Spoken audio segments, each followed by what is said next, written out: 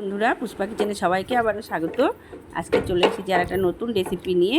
এখানে বোয়াল মাছের একটা রেসিপি নিয়ে চলে এসেছি।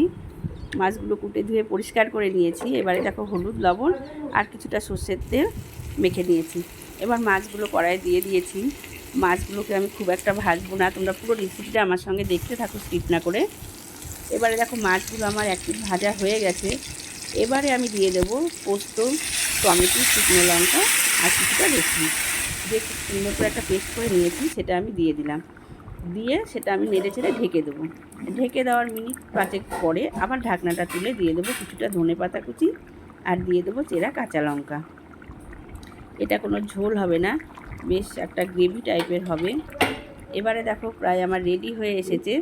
এবারে আমি গ্যাসটা অফ করে আবার কিছুটা কাঁচা সর্ষের তেল ছড়িয়ে দিয়ে ঢেকে রাখবো। ঠিক পরিবেশনের আগে উঠিয়ে তোমাদের সঙ্গে দেখাচ্ছি। দেখো 5 মিনিট পরে আমি দেখো ঢাকনা তুলে তোমাদেরকে দেখাচ্ছি। দেখো কি সুন্দর একটা কালার এসেছে। গরম গরম ভাত কিংবা রুটির সঙ্গে তোমরা যে যেটা চায় খেতে পারো। অবশ্যই বাড়িতে ট্রাই করে জানিও কেমন হয়েছে। যারা আমার চ্যানেলটা নতুন দেখছো তারা সাবস্ক্রাইব করো, শেয়ার করো, সঙ্গে থেকো, পাশে থেকো। তোমাদের সঙ্গে দেখা হবে আবারও কোনো নতুন রেসিপি নিয়ে।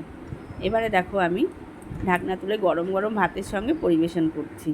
তোমরা দেখতে থাকো। দেখো কি দারুণ একটা কালার এসেছে।